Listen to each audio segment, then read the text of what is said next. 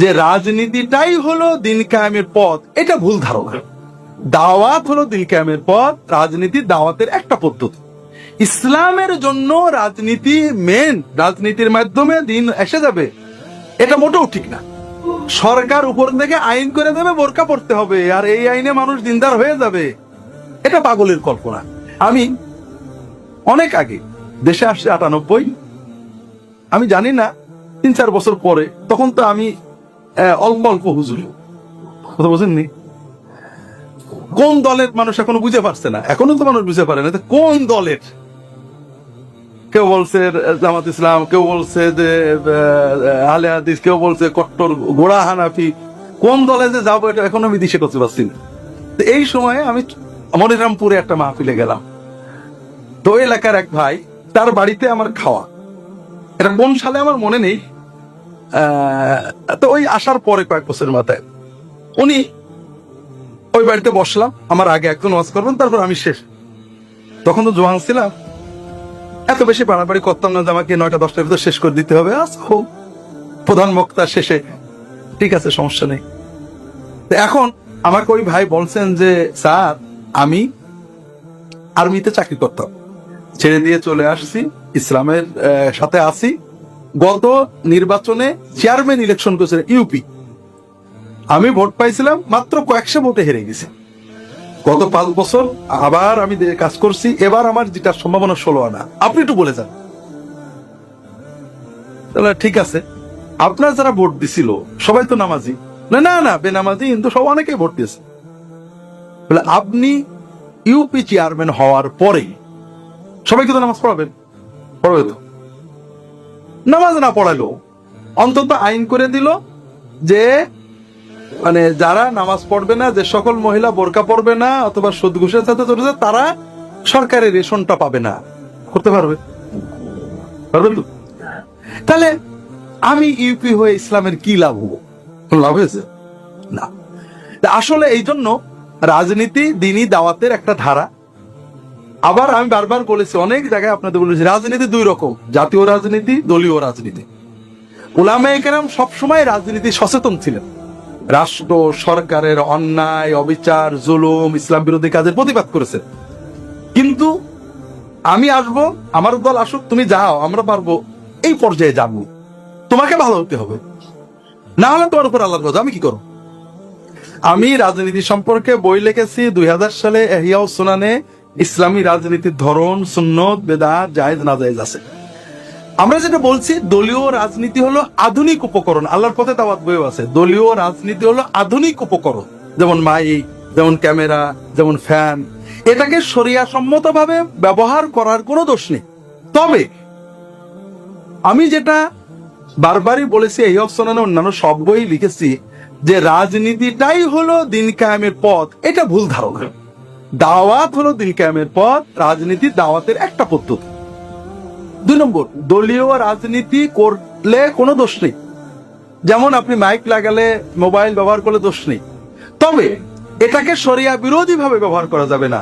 রাজনীতির নামে আপনি হরতাল ডাকলেন, রাজনীতি অবৈধ না, হরতাল অবৈধ। আপনি প্রাইভেট কোম্পানিতে চাকরি করেন, আপনি 2 দিন গেলেন না হরতালের নামে, এই যে বান্দার হক নষ্ট করলেন, আপনার এই বৈধতা কে দিয়েছে? আমাকে অনেকবার অনেকে বলেছে, হুজুর আপনি ডাকলে আমরা সবাই মিছিলে আসবো। আসলেন, আসার পরে একজন একটা রিক্সাওয়ালার হাওয়া ছেড়ে দিল, জায়েজ হলো না জায়েজ হলো? এই গুনার ভার কে নেবে? আমি আমার কথা বলবো, আমার কাজ করবো কেন? আমি আমার দায়িত্ব, আপনার দায়িত্ব আমি নিতে পারবো না, আপনি যা পারেন করেন।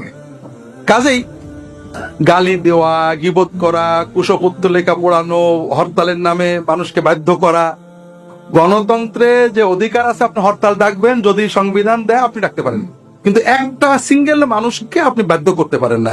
কারো গাড়িতে ইট মারতে পারেন না, কারো রিক্সার হাওয়া ছেড়ে দিতে পারেন না, এগুলো হারাম। এখন আপনারা বলবেন, হুজুর এত নরম রাজনীতি করলে তো কোনোদিনই হবে না। কোনদিন হবে, কবে হবে, কি হবে, এই উদ্দেশ্যে হারাম কাজ করা যায় কিনা বলে? আমি সুন্নাত বলতে থাকবো, যেদিন আল্লাহ করে সেদিন হবে। এই জন্য দলীয় রাজনীতি হারাম, এটা আমি কখনোই কোথাও বলিনি। বরং যারা ধর্মনিরপেক্ষতার নামে ইসলামী রাজনীতি নিষিদ্ধ করেন, আমি তাদের বিরুদ্ধে আমার বইয়ে লিখি, এখন লেখিনি, ইসলামের নামে জঙ্গিবাদে ভাবে। ধর্মনিরপেক্ষতার মূল দাবি হলো যে প্রত্যেকে তার ধর্মের নিজের ইচ্ছা মতো পালন করবে, বলবে। আমি যদি মনে করি আমার ধর্মের রাজনীতি, আমি বলবো, বলার অধিকার সবার আছে। কাজেই সবাই বলতে পারবে, একজন বলতে পারবে না এটা ধর্মনিরপেক্ষতা এবং গণতান্ত্রিক মূল্যবোধের বিরুদ্ধে। তবে ইসলামের জন্য রাজনীতি মেন, রাজনীতির মাধ্যমে দিন এসে যাবে, এটা মোটেও ঠিক না। রাজনীতি উপর থেকে চাপিয়ে দেওয়া একটা বিষয়, এটা পরিবর্তনশীল, আর ইমান ভিতর থেকে তৈরি করতে হয়। রাজনীতি সর্বোচ্চ ইসলাম ফ্রেন্ডলি একটা মানুষের মূল্যবোধ, ধর্মীয় মূল্যবোধ, মানে নৈতিকতার পক্ষে থাকে। একটা রাজনৈতিক অবস্থা বোরকা পড়লে জেলে নিয়ে যায়, আরেকটা জেলে নেয় না, কিন্তু সরকার উপর থেকে আইন করে দেবে বোরকা পড়তে হবে, আর এই আইনে মানুষ দিনদার হয়ে যাবে।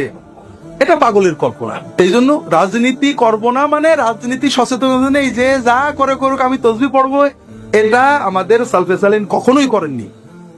একেবারে সাহাবীদের যুগ থেকে তাবেঈনদের যুগে আবু হানিফা, সাঈদ ইবনুল মুসাইয়্যিব, সাঈদ ইবনে জুবায়ের, কি বলে আমাদের ইমাম আহমদ ইবনে হাম্বল, ইমাম শাফেঈ, ইমাম মালিক, এর পরবর্তী মুজাদ্দিদ আল-ফিসানি, শাহুল উলামা মুহাদ্দিদ ফুরফুরার আবু বকর সিদ্দিকী, আমাদের আশরাফ আলী থানভী রাহিমাহুমুল্লাহ তাআলা আজমাইন, সবাই রাজনীতি সচেতন ছিলেন।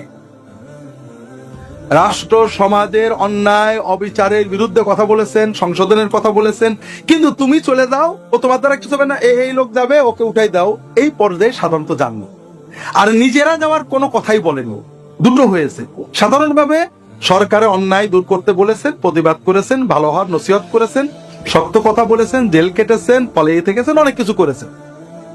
কিন্তু সরকারকে বাদ দিয়ে আরেকজনকে সরকার করো এটা বলেননি, কারণ তৎকালীন সময় এরকম ছিল না। কেউ কেউ বিদ্রোহের ক্ষেত্রে, যেমন আব্বাসী খলিফাদের বিরুদ্ধে নফসে জাকিয়া বিদ্রোহ করেন, কেউ কেউ ওই বিদ্রোহীকে সমর্থন করেছেন যে এই পার্টি গেলে ভালো হবে, কিন্তু নিজে গেলে ভালো হবে এটা কখনো বলেননি।